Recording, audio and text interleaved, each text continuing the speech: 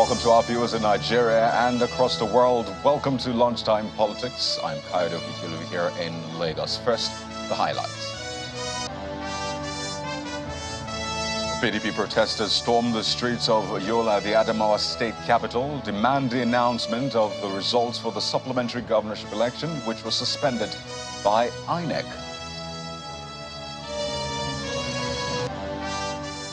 When INEC challenges security agencies to arrest the attackers of its officials in Adamawa, vows to take appropriate action on the resident electoral commissioner who announced the unauthorized results.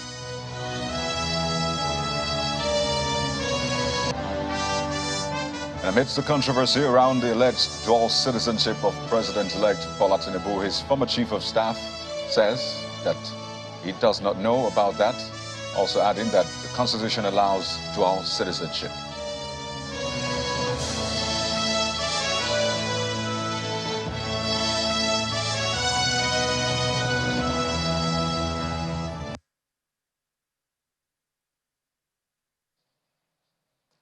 Well, we'll begin with breaking news. Protesters have taken to the streets of Yola, the Adamawa state capital, demanding the announcement of the results of the supplementary governorship elections, which was conducted on Saturday.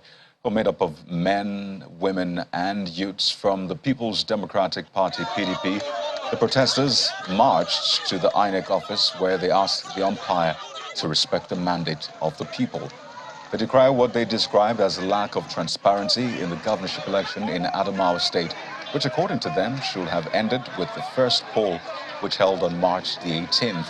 They described the supplementary election as a charade, which should be condemned by all, and say from the results collated so far, they believe Governor Umar Fintiri won the election.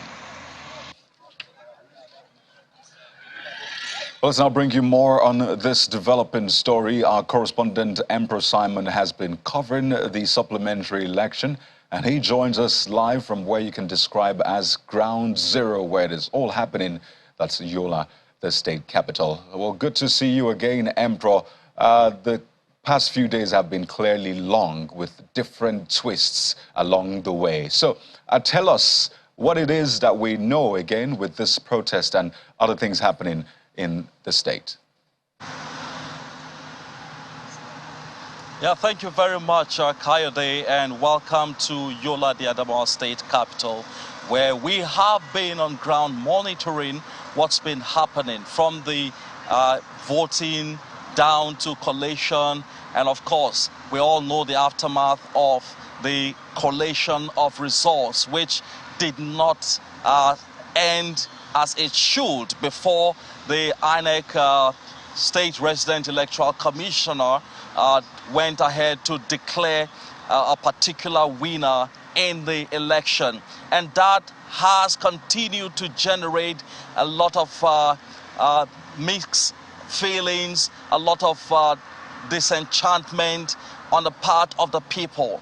Across Adamawa State, there is a feeling of disappointment, a feeling of dissatisfaction with what has played out. Youths, women, men are all out trying to see that their mandate is not subverted. And so today we woke up and we found youths, some protesters on the street of Yola demanding that INEC should do the right thing. They're asking that INEC should first of all accelerate the collation process and make sure that what is supposed to be done is done. And then they're also demanding that the process should be as transparent as possible. We know that INEC has invited the Resident Electoral Commissioner, Mr. Udu Ari, and the returning officer for the state, Professor Mohammed Mele, to come to the headquarters of the commission and answer some questions. But here, there is a demand that that process should be done as quick as possible. The town is tensed, I must tell you, Kayode. There is a lot of tension in the air. people don't know what might happen after now. Even though Governor Amadou Umaru Fintiri has urged that there should be some level of calm. But the people here are saying that their patience is wearing out. Earlier on, we were able to capture the leader of the protester while he was addressing the protesters. That's the person of Mr. Felix Tangwani. Let's listen to what he has to say. We are able to address the press and those that are concerned that we are here and we want the world to know that we are demanding justice. The gathering is not only for PDP people, there are other party members here too. All Adamawa is demanding for is justice, equity, and a lawful process to ensure that coalition continue and the winner declared as is done in other states.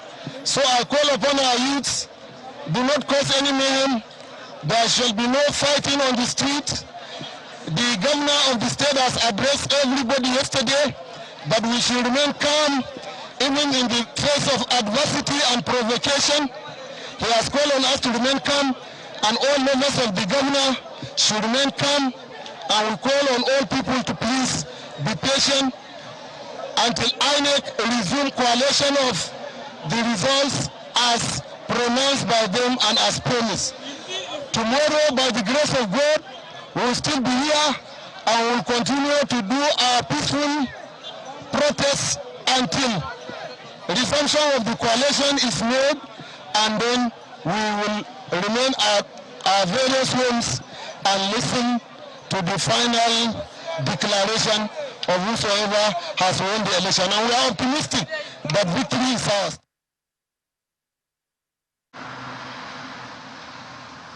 Yeah, so that's the leader of the protester there. And two words he specifically mentioned: justice and equity. That's what the people are asking for.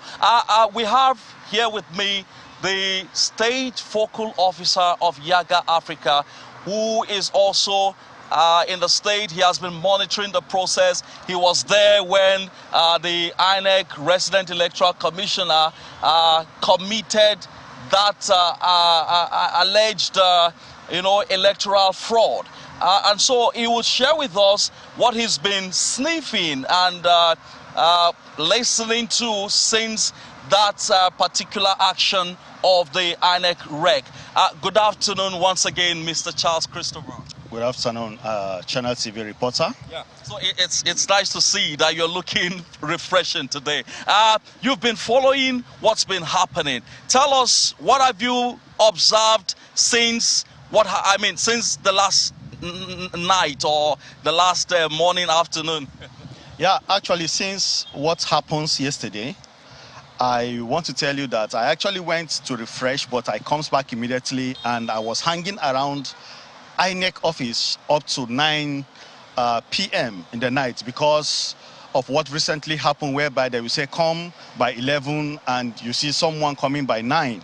So by then I have to be very close to every happening so that I will have every details of what is happening and report it to my head office, in Yaga Africa office in Abuja.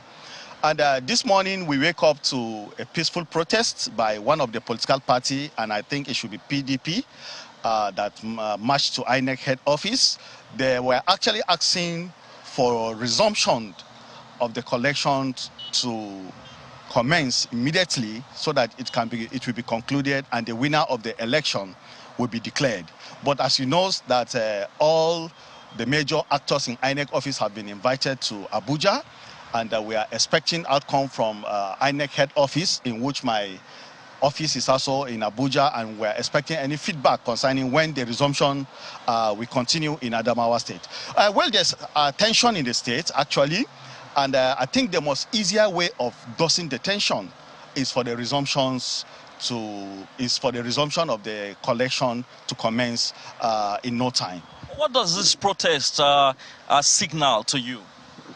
This protest signal people disagreement over what just happened yesterday, and a reg declaring a winner of an election when the collections have not finished, and also it also signified their dissatisfaction over returning REC taking over the works of the returning officer.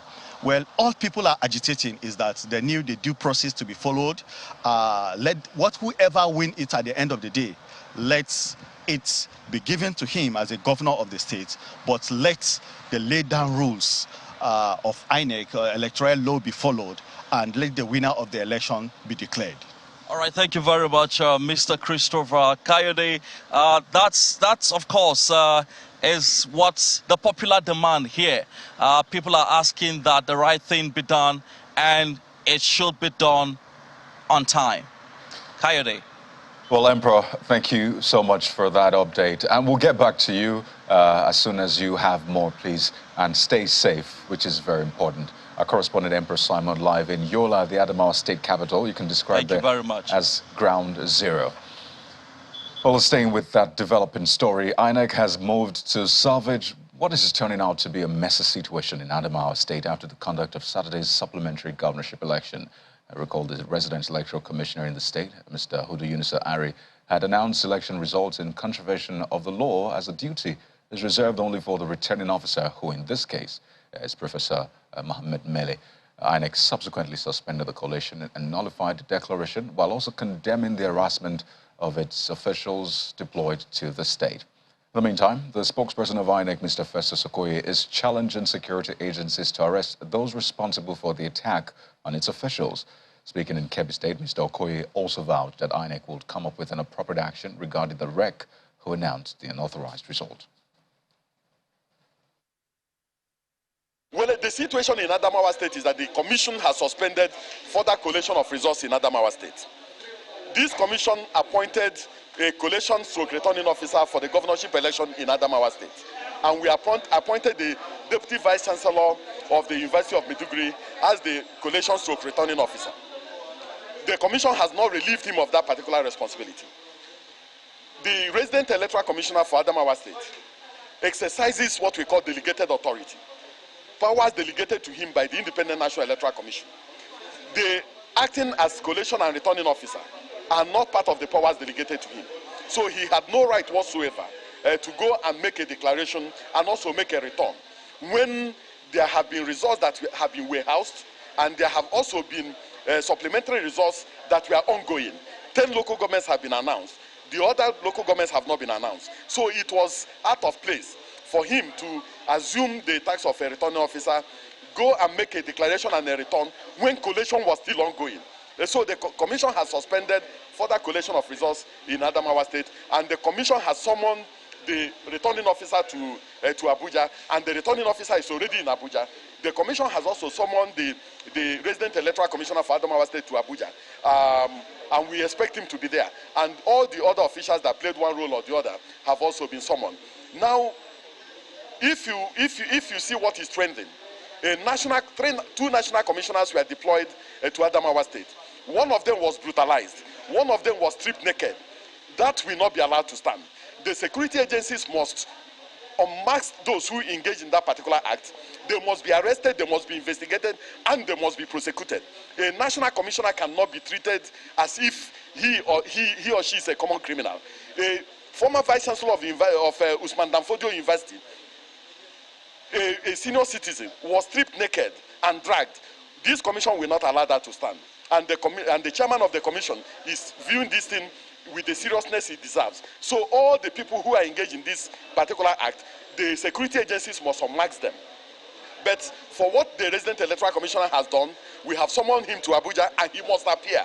And the commission will sit as a commission and take a decision, one, on further collation of results of the Adamawa governorship election, and also on what to do with the resident electoral commissioner for Adamawa State.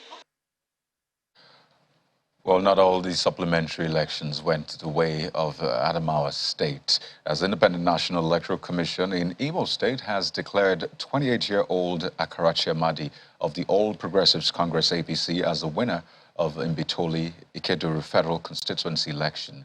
While declaring the result, the returning officer, Professor Boniface Okoro, says that The APC candidate polled a total of 21,372 votes, while his closest rival, Uche Ogwagu of the Labour Party, an incumbent lawmaker representing Ikeduru State constituency, polled 18,296 votes.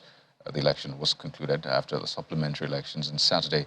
And you might recall that the election, which held on February the 25th, was declared inconclusive due to INEC's inability to conduct elections in 58 polling units across the federal constituency.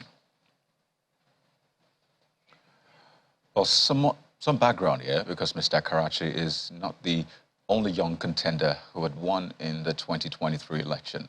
A 26-year-old lady, Rukayat Shitu, was declared the winner of the Kwara State House of Assembly election. Rukayat will represent Owode Onire constituency in Asha local government area of Kwara State. Another young person is a 26-year-old candidate of the People's Democratic Party for Ijebu North State Constituency 1 in Ogun State, Southwest Nigeria, Rashid Kashamu, the son of late Senator Buruji Kashamu. And in the north, we have 26-year-old Mohammed Onyaki, a candidate of the People's Democratic Party, PDP, who was declared a winner of the election for Doma North State constituency in Nasarawa. He polled 11,677 votes to defeat Mustafa Yahya Idris of the All Progressives Congress APC, who received 9,520 votes. So first, he was not too young to run, but these young persons are showing that clearly they are not too young to win elections. So let's speak with one of these young people doing other young people proud. And Akarachi Amadi is the newly elected member representing Mbitoli Keduru Federal Constituency in Imo State. He joins us virtually this afternoon from Imo. Good afternoon, Akarachi. Thank you for joining us on the program. You pardon me there, perhaps the excitement got the better of me. But I'd like to know, what was your immediate reaction to this electoral victory? Thank you. Good afternoon. My reaction was that of joy, that of finally getting the end of a journey that has begun some years ago, a journey that has seen me campaign, a journey that has seen me go to my school, a journey that has seen me submit myself to the will of the people, and to finally have been elected and returned. It's more than delightful. Well, you know, you actually defeated, I mean, someone a lot of people will describe as a heavyweight, politically speaking. And I'd just like to know that, what did you campaign based on, and how prepared are you to fulfill and deliver on those promises? I led an issue-based campaign. The issues in our federal constituency, the issues surrounding the youth and our involvement in politics, the issues that have to do with capacity. So the problem with most politicians, I would say, is they do not tackle issues. So I had a commitment with my constituents that if elected, I'm going to tackle the issues that have to do with the youths, that have to do with youth employment, that have to do with the constituency projects that are meant for the people actually getting to the people. So it's going to be a government where I plan to truly represent them, and remember that they sent me to Abuja to represent them, not just to go there because I have personal interest, but to remember that I have the collective interest of my people at heart. And I believe that you have to show a bit of capacity in coming in, even outside office, to see how you can help people. And the amount of projects I have done with my personal fund, the amount of projects I have done with collaborative efforts with other progressives in my federal constituency, gave the people the confidence that this young man, if elected, would do much more for us. Imagine that a lot of Nigerians, young Nigerians particularly, will be rooting for you. I would like to thank you so much, Akarachi Amadi, who is the, well, member-elect in Imo State. I don't know if you're the youngest, but I think it's safe to say perhaps you are the youngest so far. Thank you so much for your time, and we wish you the very best, Akarachi. Well, let's now bring you more on our developing story. Now, this takes us to the nation's capital, Abuja, where we join our correspondent, Dele Omoyeni, who is live at the INEC Headquarters in the nation's capital, to give us an update on what is going on at the INEC headquarters. Well, Dele, I see you're live there. So can you tell us, what are you hearing from behind those walls? A lot of Nigerians would like to know when the collation will commence, what INEC is doing behind the scenes, basically. So can you walk us through what are you maybe hearing about INEC's activities today?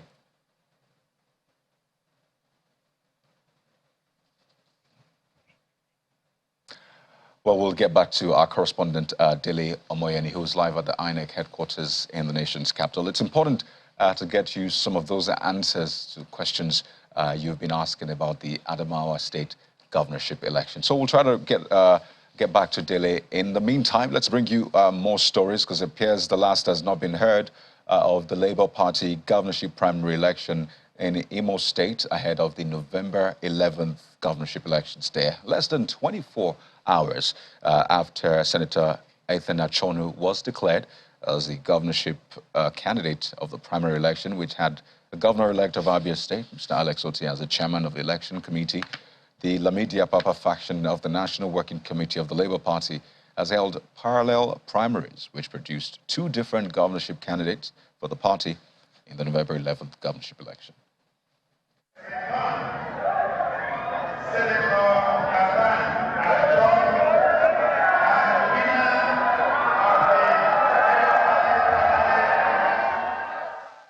Less than 24 hours after this declaration was made, some supporters of the Labour Party in Imo State are gathered at another venue for another governorship primary election, this time conducted by Abayomi Arabambi, a member of the Lamidi Apapa-led faction of the National Work Committee of the Labour Party.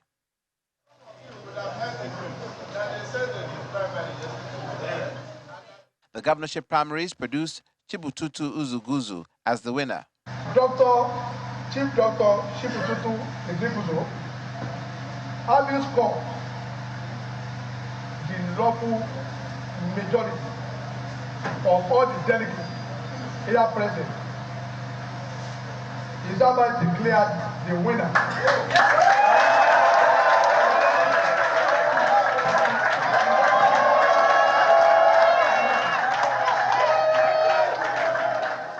Mr. Uzuguzu addresses the gathering. I promise that if I become the governor of Imo State, I will make sure that all infrastructural facilities are made available. That thing that is in the urban area will be made available in the rural areas. And in another part of town, yet another primary election is holding. Then all delegates from Olu West. The National Vice Chairman, Northeast, Alkali Mohammed Ibrahim, another member of the Lamidi Apapa faction of the National Working Committee, is spearheading the exercise. Ikechukwu Kegbu emerged as the winner of this primary election. Our candidate, gubernatorial candidate in Imo State,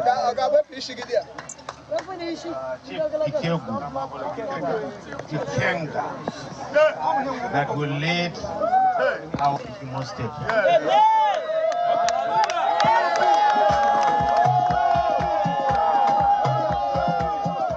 Another faction of the Labour Party in Imo State, led by its chairman, Onyekulisi Festus, holds its primary election, producing Basil Maduka as winner. As at the last count, there are 4 candidates for the Labour Party in the Imo State governorship election. Residents are waiting to see how this plays out ahead of the November 11 governorship election in the southeastern state.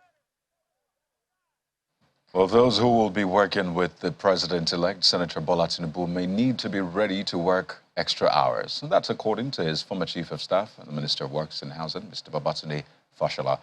According to Mr. Fashola, the President-elect is one who gives attention to details. Mr. Fashola, who's a guest on our political program, Sunday Politics, also reacted to the alleged dual citizenship debate and described Senator Tinubu as an individual who is not given to distraction. You must understand that we must not be looking for saints.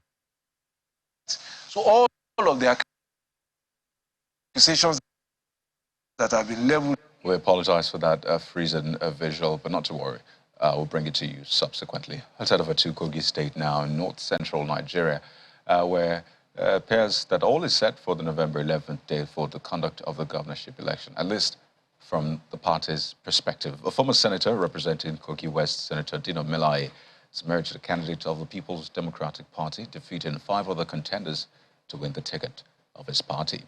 A member representing Yagba Federal Constituency of the state, Mr. Leke Abejide, has emerged a governorship candidate of the African Democratic Congress, the ADC. The party's primary election was conducted via direct mode, that's the direct primary mode, across the 239 wards of the 21 local government areas of the state, and Mr. Abejide won unopposed. Meanwhile, some contenders in the PDP primary are kicking against the outcome of the exercise, with some of the aggrieved aspirants at a press conference in Lokoja, the state capital, told journalists that if the leadership of the party fail to use the authentic delegates lists, they will ensure that the party suffers defeat in the forthcoming governorship election.